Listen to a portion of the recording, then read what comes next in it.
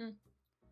So, you're tired of your old, normal pillow cover and you want to make your own? Well, you're in the right place. In this tutorial, we're going to learn how to create our own pillow cover or cushion cover on a frame loom. So, let's get started.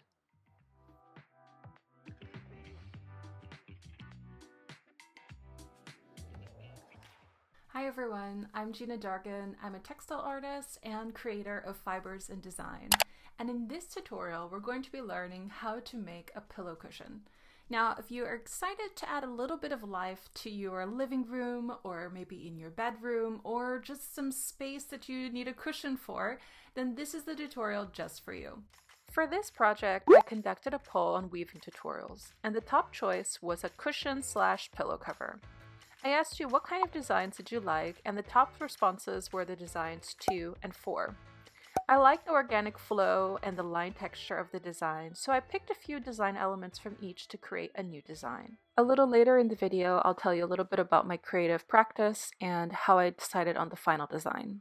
I'll be the first to admit that I'm no seamstress or sewing expert, so this cushion cover is a bit of an adventure for me. So the best option that I found to make a cover is to take the measurements from a cushion or pillow cover and replicate that. To create the design in the loom, I'll first create a tapestry cartoon. I'm going to leave a card above for you to learn more about tapestry cartoons. I'm going to keep things super simple and just place some sheets of paper over this cushion to measure the size of the cushion cover. I don't have any large pieces of paper to use, so instead I'm going to tape these sheets together so that I can draw the cartoon onto it. As you can see, the large sheet is a bit too large, so I'm going to cut around the edge of the cushion cover to make a suitable cartoon. So as I cut along the edge, I'm going to be cutting about 1 inch wider than the cushion, just to make sure that I'll have enough woven fabric later. Before drawing the final design onto the tapestry cartoon, I'm going to mark a 1-inch border around the entire paper. This border will help me visualize the part of the weaving that will not be shown in the final design. Rather, it's going to be used to sew the seams of the cushion. Therefore, the major part of the design should be created within the center. I kind of went back and forth with the final design, but in the last moments I developed a simple line design that I liked. I wanted to weave some organic shapes but also add some lines too, so I decided to add the extra line texture after weaving. So here I've created a design with 2 curved wavy lines, and I will use 2 to 3 colors to create the woven design. Let's talk about the loom for a moment. Now, this loom might look familiar if you have taken any of my online classes or my ebook. This is actually the size of a loom that I prefer to weave on for tutorials. I think that it's a really accessible size, it's portable, it's manageable. But for this tutorial, I decided to go with a bit of a larger loom. And that's the loom here behind me. So as you can see, it's quite large, quite wide, but it's going to help simplify the weaving process. Now, that's not to say that you can't use a smaller frame, and if you have just a small frame, you can do that. That one I just got I got the wood and tools and materials to the hardware store, and this one I've had for a really long time. Now, if you wanted to use a frame like this, you can use the instructions from today's tutorial and just do it in a series of panels. So if you're trying to create one cushion, then I would recommend maybe weaving about 4 smaller panels and then sewing them together into 4, like 1, 2, 3, 4. I think that will help in making a cushion with a smaller frame. But yeah, so that's why I decided not to use this smaller frame, but it's definitely possible. And if you're interested in such a tutorial, let me know in the comments below. That could be actually interesting and fun to try. Before weaving, I like to move the tapestry cartoon behind the warp to easily follow the design. But another great trick is to mark the warp with the design. Simply press the cartoon up to the warp and using a marker, mark the design onto the warp.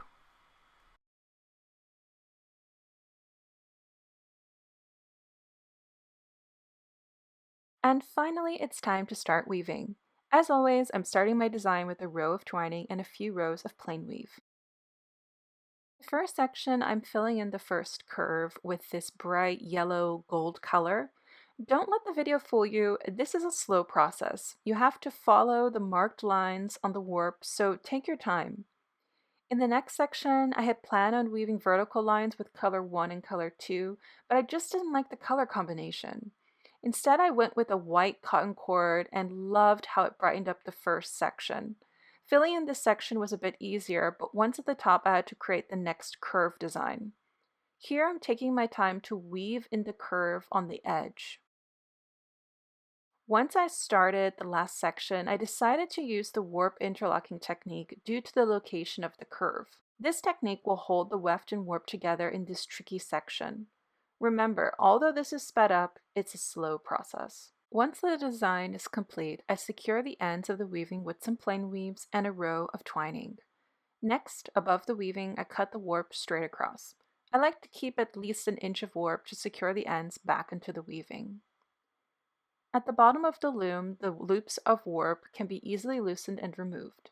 Any warps tied to the loom nails can be cut off. Now the weaving is free from the loom and the warp ends can be secured. To finish the ends, I take a tapestry needle and send each warp string back into the weaving. I will leave a card above with a tutorial. Securing all the warp ends back into the weaving will help hold the piece together and prevent the weft rows from unraveling. Now that the designing process has been completed, so we have the full front of the design finished. I've already finished the edges here of the fabric, or quote-unquote fabric, that we're going to be using to create the pillowcase or cushion case. And I finished the edges here because this will make it a lot easier for handling. As you can see, I really have full range. I have full range of the piece, and I'm not worried that any of the ends are going to come undone. We've secured it with the row of twining on both ends and secured the ends, so everything is going to be in place, right? The back of the design have a lot of unfinished ends. We're going to take care of this. Really, this will be the last step before we assemble a complete cushion case. The next step is really just to go ham on the cover of the piece. So here we're going to be decorating and adding some embellishments. So right now, this stage of the piece, it's actually quite cute. This design, it's quite cute. But it's missing a little bit. Now, if you're okay with this style, it's very simplistic and minimalist, then this could just be fine just like this, and you could skip over to a certain timestamp, which I can leave down below. But if you're like me and you want to add a little bit more color and a little bit more character to the piece, then this is for the next. We're going on to the next step, and I will show you how to do that. In this section, we're going to be creating these colorful ropes. Now these are created with cotton cord and the colorful yarn that you want to use to decorate and wrap around each of the cord. So when finished, we'll be making these nice and decorative long pieces, and this is going to help us add some color, movement, pattern, texture, whatever you can think of or mold these into. That's what we're going to do to add a little bit more character to our piece. I've only done this technique a few times, so perhaps there's a better way to make these, but this is what's worked for me. First, I tie on the color yarn with a knot on each side of the cotton cord. Then, holding the cotton cord taut, I wrap the color yarn around and around. Once I've reached the end of the color yarn, I use a tapestry needle to send the remaining end back into the previous section. I'm not gonna lie, this part can be a bit tough too because of the pressure of the yarns, so take your time, and perhaps even using a pair of pliers could help make this process a little bit easier.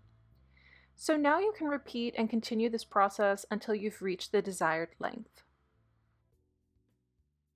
Once the cords are finished, it's time to place them into the design. In this step, you can experiment and have fun coming up with ideas of how to make the design. I played with the positions of the cord for a while before deciding on the final layout.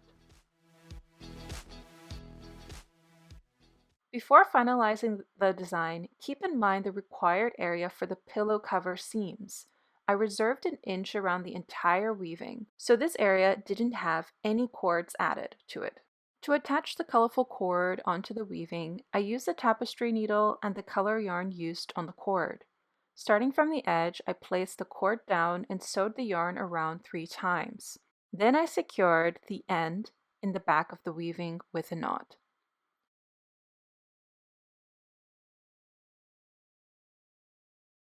In the sections with a curve, I secured the cord before and after the curve so that it would keep its form. While designing the woven panel, you may have to create more color cords or add other embellishments. This part was the most fun for me because I could be more creative adding textures and colors to the design. So I was pretty satisfied with the design on the front, but the ends and the back were left. It's a tedious job, but someone has to do it. I didn't make any fancy knots, just a basic one. The important thing is to get the knots as flat as possible. I want to avoid any bumpy parts on the front of the cover. Tying these knots can take a bit of time, but once you're finished, it will look really tidy and nice, so make sure you take your time doing it. Now that all the weft ends on the back were tied, it's time to start the sewing process. First, I laid the woven panel on top of the fabric. Then I cut about 1/2 inch extra around it.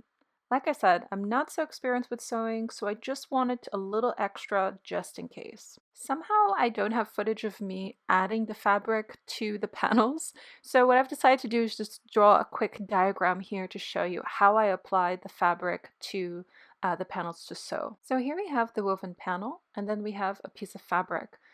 So the fabric should be just about 1 inch wider or longer all the way around the piece. Then I folded this piece of fabric and I ironed it so it all stays in place and the crease is very clear and straight. I placed the fabric with the crease about halfway on the panel, and then I just hand sewed for all the right side of the piece.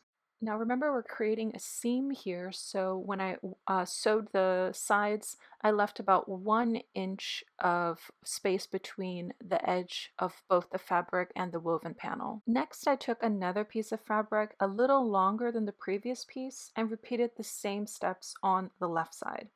To avoid any confusion in this diagram, I'm using blue to show the second piece of the folded fabric. The important part here is that the second panel overlaps the first one.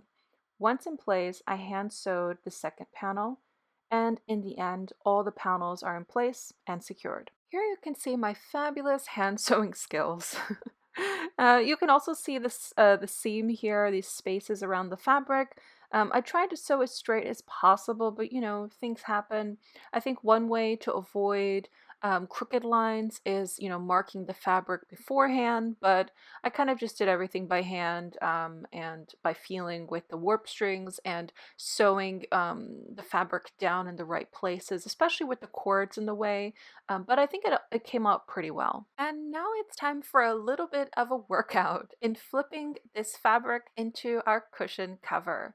Now let's take a look at the results.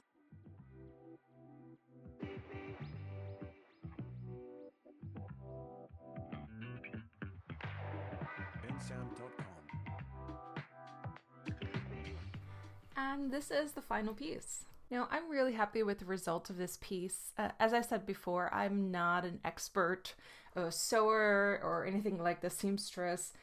So for me, I used very basic techniques to sew these two pieces together, the back panel and the woven front panel. For me, the important thing was that they will stay, these two panels will stay together. So really wanted to be careful when I was sewing everything to make sure that there's longevity for the pieces. Now, for use-wise, this is definitely a decorative piece. I don't think we'll be putting our feet on this piece at all. I